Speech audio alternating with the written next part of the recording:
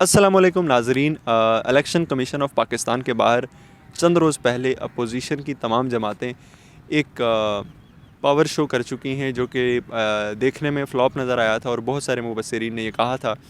कि अब पीडीएम के गुब्बारे से हवा निकल चुकी है। लेकिन गुज़श्ता रोज़ इलेक्शन कमीशन ऑफ पाकिस्तान ने फ़ाइनल हेयरिंग की डस्का NA-75 की सीट पर जो ज़िमनी इंतखाबात हुए थे और उसमें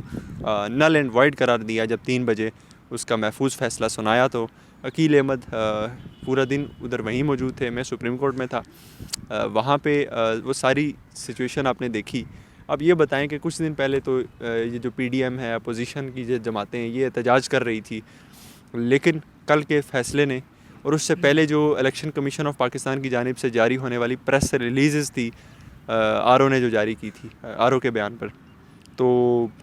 उसने तो एक तरह से उसके बाद तो नून लीग ये कह रही है कि नून लीग इसको अपने बयानिए की फ़तह करार दे रही है। नून लीग को अब एक ग्राउंड मिल गया है जिसके ऊपर वो ये कह सकती है कि जिस तरीके से ये डस्का का ज़िमनी इलेक्शन कालेदम करार दिया गया है, ये जाली था, इसी तरीके से पिछले इलेक्शन भी जाली थे। तो अब ये बताएं अकील भाई कि इसकी क्या वजह बनी कि इलेक्शन कमीशन ने इतना दबंग किस्म का फ़ैसला दिया और उड़ा के रख दिया इलेक्शन को। अच्छा, मैं आपको सबसे पहले ये बताऊंगा कि अभी जो ये नए चीफ़ इलेक्शन कमिश्नर साहब आए हैं सिकंदर सुल्तान राजा, ये चूँकि एक ब्यूरोक्रेट हैं और ग्रेड 22 से रिटायर हैं, तो इनका जो एक काम करने का अंदाज़ है और जो गुज़िश्ता चीफ़ इलेक्शन कमिश्नर रह चुके हैं उनका काम थोड़ा सा मुख्तलिफ है। जब जो गुज़िश्ता 2018 के इलेक्शन थे और उसके बाद इलेक्शन कमीशन ने एक तरह का सकूत था, उनके पास कोई इलेक्शन कमीशन की कोई ख़ास एक्टिविटी नहीं थी, कोई कुछ नहीं था। लेकिन जब से ये चीफ़ इलेक्शन कमिश्नर आए हैं, इन्होंने अपने तमाम अफसरान को हिदायत की कि इलेक्शन कमीशन चूँकि एक आइनी इदारा है तो इसकी हमने साख बहाल करनी है। तो उस वक्त से इलेक्शन के चीफ़ इलेक्शन कमिश्नर की कोशिश थी कि हम जो है ना अपनी एक साख जो सियासी जमातें इलेक्शन कमीशन को 2018 में भी इन्होंने जो है ना RTS जो बंद करने का ज़िम्मेदार इलेक्शन कमीशन को करार दिया और उसके बाद से इलेक्शन कमीशन पर एक जो है वो जो तनकीद का सामना उसे करना पड़ रहा था 3 साल से। तो अब जो है वो चीफ़ इलेक्शन कमिश्नर की कोशिशों से अब थोड़ा सा जो है वो इलेक्शन कमीशन जो है वो अपने जो है वो जो उनका मैंडेट था या जो उनका आइनी किरदार था उसको वापस लाने की कोशिश की जा रही है। गुज़िश्ता चंद माह से जो है वो इलेक्शन कमीशन ने काफ़ी अच्छे इक़दाम उठाए। बल्दियाती इंतखाबात जो काफ़ी देर से तवालत का जो है वो अब उनको डिले हो चुका है, उस हवाले से चीफ़ इलेक्शन कमिश्नर ने काफ़ी अच्छे फ़ैसले जारी किए जिसका आइंदा कुछ रोज़ में इम्पैक्ट पड़ेगा। और उम्मीद की जा रही है कि जो है इलेक्शन कमीशन अपनी तमाम जो बल्दियाती इलेक्शन समेत जो भी जिम्मेदारियां हैं उनको पूरा करेगा। अब जिस तरह आपने NA-75 की बात की, उसमें मुस्लिम लीग नून की उम्मीदवार नौशीन इफ्तिखार की जानिब से 23 जो पोलिंग स्टेशंस हैं उन पर उनके नताइज में ताख़ीर के हवाले से दरख्वास्त दी थी। उनकी दरख्वास्त में ये कहीं नहीं लिखा था कि इन जो है ना वो इलेक्शन में धांधली हो गई या हुकूमत ने धांधली की या हुकूमती मशीनरी मुलव्वस थी। उनकी दरख्वास्त सिर्फ एक पॉइंट पे थी कि ये जो 23 पोलिंग स्टेशंस हैं इनके नताइज में ताख़ीर आई है तो इलेक्शन कमीशन इनका नतीजा रोके और जब तक ये इनकी तहकीकात मुकम्मल नहीं होती तो फ़ाइनल नतीजा जो है वो उसको रोका जाए। इब्तदाई तौर पर इलेक्शन कमीशन की जानिब से जब एक मुस्लिम लीग नून की जानिब से काफ़ी जो है वो उनके प्रेशर डाला गया तो इलेक्शन कमीशन और बाद में जो रिटर्निंग ऑफिसर की जानिब से जो शवाहिद दिए गए कि उनके 20 जो बयानात दिए गए कि उनके 20 पोलिंग जो स्टेशंस हैं वो अमला और रिकॉर्ड समेत जो है वो गायब हो चुके हैं। दोनों गायब हो चुके थे, दोनों में गायब हो गए थे। जिसके बाद चीफ़ इलेक्शन कमिश्नर को जब ये बताया गया और ज़रा ये बता रहे हैं कि जो प्रिजाइडिंग ऑफिसर्स हैं उन्होंने जब चीफ़ इलेक्शन कमिश्नर को इलेक्शन के दिन फ़ोन किया तो वो काफ़ी घबराए हुए थे और उन्होंने चीफ़ इलेक्शन कमिश्नर से दरख्वास्त की कि यहाँ पर काफ़ी जो है वो जो सियासी कारकुन हैं वो काफ़ी मुश्तइल हैं और हमारी जान को ख़तरा है और हमें यहाँ से निकाला जाए और हमें बचाया जाए। जिसके बाद चीफ़ इलेक्शन कमिश्नर ने जो अपने आइनी इख्तियारात हैं उनको इस्तेमाल करते हुए चीफ़ सेक्रेटरी IG पंजाब जो है वो डिप्टी कमिश्नर डस्का और जो सेक्रेटरी डस्का हैं उनसे रब्ता करने की कोशिश की, लेकिन किसी से भी रब्ता नहीं हो सका। जिसके बाद इलेक्शन कमीशन की जानिब से जो है वो एक संजीदा इक़दाम उठाया गया और इलेक्शन कमीशन ने इस मामले को जो है वो एक ओवरऑल सिचुएशन में देखना शुरू किया कि जो 23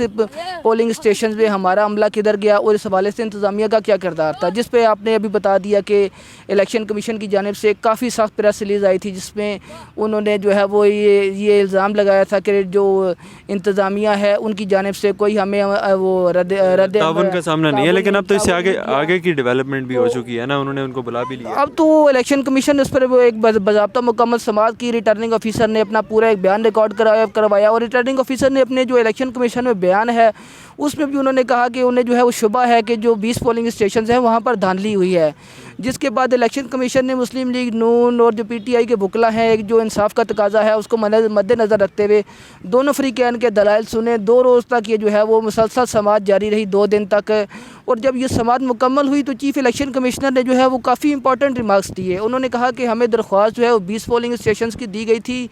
और ये कुछ वीडियोज़ फायरिंग की दी गई थी पोलिंग स्टेशन के दिन और बाकी कुछ मवाद दिया गया था, लेकिन हमने उस पर इतनी अहमियत नहीं दी। हमारे लिए जो मेन फोकस था वो ये था कि हमारा अमला जो है वो धुंध में सारी रात कहाँ पर गायब हो गया और हमारा जो पोलिंग का सामान था वो कहाँ पर गया। तो जिसके बाद इलेक्शन कमीशन ने कुछ दीगर इदारों से भी रिपोर्ट्स तलब की, उनकी आरओ की रिपोर्ट का जायज़ा लिया गया। जिसके बाद इलेक्शन कमीशन ने गुज़िश्ता रोज़ जो है वो 1975 का जो पूरा डस्के का इलेक्शन था उसको कलअदम करार दे दिया और अब 18 मार्च को इलेक्शन कमीशन ने जो है उसको दोबारा जो है उस पर इलेक्शन करवाने का ऐलान किया है। अपने फ़ैसले में भी इलेक्शन कमीशन ये कह चुका है कि चूँकि इलेक्शन वाले दिन जो है वो एक वोटर्स को शफाफ और जो गैर जानिबदार माहौल फ़राहम नहीं किया गया जो है, तो इसलिए इलेक्शन कमीशन ने जो अपने इख्तियारात हैं आर्टिकल 218(3) और इलेक्शन एक्ट के आर्टिकल 9 के इख्तियारात को इस्तेमाल करते हुए ये इलेक्शन कलअदम करार दे दिया। लेकिन आप मुझे ये थोड़ा सा बताएं ना कि इससे पहले भी पिछली हुकूमतों में भी ज़िमनी इंतखाबात हुए हैं, इस हुकूमत के दौर में भी ज़िमनी इंतखाबात हुए, 2018 में भी हुए थे। तो इसमें तो हमेशा आपने ये देखा है कि हुकूमत को एक नफसियाती बरतरी भी हासिल होती है और फिर एक वोटर का रुझान भी यही होता है कि यहाँ हुकूमत को वोट दिया जाए ताकि हमारे कुछ ना कुछ काम हो सकें। लेकिन यहाँ पे ऐसा नहीं हुआ। उसको क्या आपको मतलब आपको भी अच्छे से मालूम है कि ये मैनिपुलेशन तो पहले भी हर इलेक्शन में होती है, कोई ऐसा इलेक्शन नहीं है।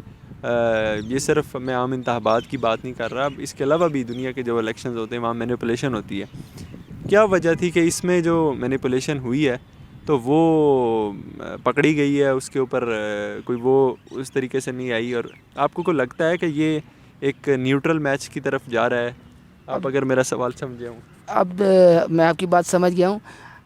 डस्का इलेक्शन के कुछ रोज़ बाद जब ये नून लीग की जानिब से काफ़ी जो है एतराज़ात उठाए गए तो राना सनाउल्लाह का एक काफ़ी अहम बयान आया जिसमें उन्होंने कहा कि इस बार लग रहा है कि जो है वो जो इस्टेब्लिशमेंट थी या जो मुक़्तदर हलके थे वो न्यूट्रल हो गए हैं। तो जिसको जो है वो काफ़ी हलकों में इस बयान की पज़ीराई भी हुई, जबकि कुछ हलकों की जानिब से इस बयान की जो है वो उस पर तनकीद भी जो है वो सामने आई। मरीम नवाज़ ने भी कहा कि एजेंसियाँ मुलव्वस हैं। बाद में एहसन इकबाल ने उसकी ये तशरीह की कि हम उन एजेंसियों की बात कर रहे हैं जो डायरेक्ट वज़ीर आज़म के, जो बेसिकली आप भी समझ गए कि एहसन इकबाल ने जो हुकूमती एजेंसीज़ थी और लॉ इन्फॉर्मेंट एजेंसीज़ थी उनका बेसिकली कहा। तो लेकिन जो अब देखने में ये आ रहा है कि चूँकि अब पीडीएम की जो जमातें हैं उनका लॉन्ग मार्च भी सामने आ रहा है, उनके जो है मुक़्तदर क़ुव्वतों से जो है वो राब्ते भी जारी हैं। तो अब ये जो इसमें डस्का इलेक्शन में अब ये जो एक वो तासुर सामने आया है और नून लीग ने इसकी खुलकर हिमायत की है कि जो है वो एक इस्टेब्लिशमेंट अब न्यूट्रल हो गई है और उन्होंने डस्का इलेक्शन में कोई जो है ना वो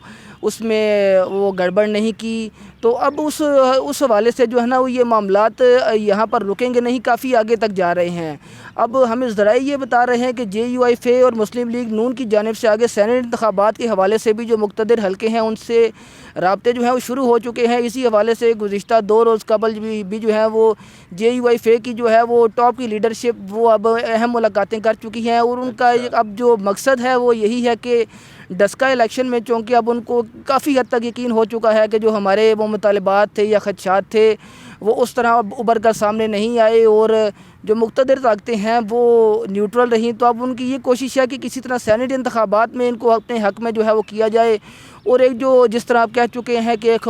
हुकूमत को जो है वो एज हमेशा लाजमी हासिल होता है, तो अब अपोजिशन और पीडीएम की ये कोशिश है कि ये जो इस एज को है ख़त्म करने की कोशिश की जाए और सेनेट इंतखाबात जो अब काफ़ी जो हैं वो एक कांटे का मुकाबला साबित होंगे, ख़ासकर इस्लामाबाद की एक नशिस्त पर। तो अब पीडीएम की कोशिश ये है कि जो मुक़्तदिर क़ुव्वतें हैं उनको जो है ना पैगामात पहुँचाए जाएँ, अपना जो है ना यकीन दहानी कराई जाए कि अब हम आपको जो है वो आप पर तनकीद नहीं करेंगे, लेकिन आप न्यूट्रल रहें, ताकि जो है ना दोनों जानिब से जो है वो मुकाबला जो है वो बराबर। पीपल्स पार्टी की क़यादत के हवाले से तो काफ़ी अर्सा पहले से ख़बरें आ रही थी कि वो मुलाकातें कर रही है। नून लीग और JUIF ने भी मुलाकातें की हैं, अब मुलाकातों का आगाज़ भी हो गया। तो इसका ये मतलब है कि फिर हुकूमत के लिए एक तरह से ख़तरे की घंटी बज चुकी है। और दूसरा, अगर हम इसमें ये देखें कि अगर ये मुलाकातें हो रही हैं तो अब डस्का के बाद फिर इसका मतलब है वो सेनेट इलेक्शन में अगर वो डस्का इलेक्शन में न्यूट्रल थे, या ये जो पिछले 5-4 सीटों के ऊपर जो इलेक्शंस थे इसमें वो न्यूट्रल थे, तो उसके आपने रिज़ल्ट्स देखे। एक नशिस्त PTI के पास गई, उसके अलावा जितनी नशिस्तें थी वो सारी अपोजिशन के पास ही रही हैं, क्योंकि वो पहले भी थी। लेकिन न्यूट्रल रहने का ये तो एक बड़ा फ़ायदा हुआ है। अदरवाइज़ तो तहरीक अदम एतमाद भी हमने देखी थी कि वो कैसे नाकाम हुई थी। इसका ये मतलब है कि अब आगे अगर सेनेट इलेक्शन में वो न्यूट्रल रहे तो फिर तो काम बड़ा ख़राब हो जाएगा, और ये यूसुफ रज़ा गिलानी वाली जो सीट है या बाकी जो दीगर चीज़ें हैं उसके ऊपर तो चीज़ें काफ़ी आगे पीछे हो सकती हैं। आपको भी पता, वरना ये जो इलेक्शन कमीशन का ये जो फ़ैसला आया ये भी रिव्यू में जाके तब्दील हो सकता था। देखिए, जिस दिन ये इस्लामाबाद की जो नशिस्त पर यूसुफ रज़ा गिलानी को उम्मीदवार खड़ा करने की जो है वो ख़बर आई थी, तो उसी दिन से जो है ना वो हुकूमती हलकों में एक तरह की हलचल मच गई थी कि जो यूसुफ रज़ा गिलानी जो मुल्तान से जो है वो मुल्तान से पंजाब की नशिस्त से, या अगर पीपल्स पार्टी चाहती तो उन्हें सिंध की जो है ना किसी भी नशिस्त से सेनेट का उम्मीदवार खड़ा करके तो उनको बसानी जितवाया जा सकता था। लेकिन क्या वजह थी कि जो उनका वोट जो है ना मुल्तान से इस्लामाबाद पहले मुंतकिल करवाया गया, फिर उनको जो है ना यहाँ पर उनको बतौर उम्मीदवार खड़ा किया गया। पीडीएम की उनको हिमायत हासिल है, और पीपल्स पार्टी के हल्के और यूसुफ रज़ा गिलानी जो मुलाकातें कर रहे हैं, अब आसिफ जरदारी से, शहबाज शरीफ से मुलाकातें हुई हैं, मरीम नवाज़ से, तो वो यकीन दहानी करवा रहे हैं कि मुझे हुकूमत के कुछ लोग हैं जिनके साथ मेरे राब्ते हैं, जिन्होंने यकीन करवाया है कि मैं जो है वो आपको सेनेट इलेक्शन में वोट दूंगा। और जबकि पीडीएम को भी अब ये जो है ना वो यकीन करवाया जा रहा है कि सेनेट इलेक्शंस में जो है वो मुक़्तदिर क़ुव्वतें जो हैं वो अब एक न्यूट्रल किरदार अदा करेंगी। तो पीडीएम को काफ़ी हद तक जो है ना वो पुरुमीद हो चुके हैं कि वो सेनेट इलेक्शन में अच्छी कारकर्दगी दिखाएंगे। जबकि इसी तरह हुकूमत जो है उनको काफ़ी किस्म की खलबली मच गई है इन ख़बरों के बाद कि अगर वो मुक़्तदिर क़ुव्वतें न्यूट्रल हो जाती हैं, और जिस तरह पीडीएम की आदत कह रही है कि हुकूमती अरकान उनके साथ राब्तों में हैं, तो जिस तरह मेरा ख़्याल है कि चेयरमैन सेनेट सादिक हसन गिलानी की अदम एतमाद के वक्त जो माहौल था अब दोबारा हो सकता है कि वही माहौल जो है वो क्रिएट हो। पहले जो है वो अपोजिशन के बंदे टूटे थे, इस बार ज़राए बता रहे हैं और जो नज़र आ रहा है सामने हुकूमती बंदे टूटने की जो खबरें आ रही हैं। तो अब सेनेट इलेक्शन कुछ दिन यहाँ से दूर हैं, अगले हफ्ते सेनेट इलेक्शंस हैं, तो अब देखना ये होगा कि आया हुकूमत जो है ना वो अपनी अददी अक्सरियत सेनेट इलेक्शन में साबित कर सकती है, या जो हुकूमत या जो अपोजिशन दावे कर रही है वो साबित होते हैं। तो इस हवाले से आइंदा का एक हफ़्ता काफ़ी अहम होगा और तब फैसला होगा। मेरा ये ख्याल है कि इस अगले एक हफ़्ते में जो होने वाली फ़ाइनल मुलाकातें वो इस बात का तयन करेंगी कि जो सेनेट इलेक्शन का ऊँट है वो किस करवट बैठेगा, और जब बैठेगा तो फिर सबको नज़र आ जाएगा, और फिर उसके बाद मेरे ख़्याल में जो हालात हैं उनका सही मानों में अंदाज़ा हो जाएगा कि क्या पीडीएम क़यादत और मुक़्तदिर हल्के एक पेज पर हैं या फिर मुक़्तदिर हल्के और हुकूमत एक पेज पर है। इंशाल्लाह इस हवाले से मज़ीद अपडेट्स आएंगी तो आपके साथ शेयर करेंगे। तब तक के लिए खुदा।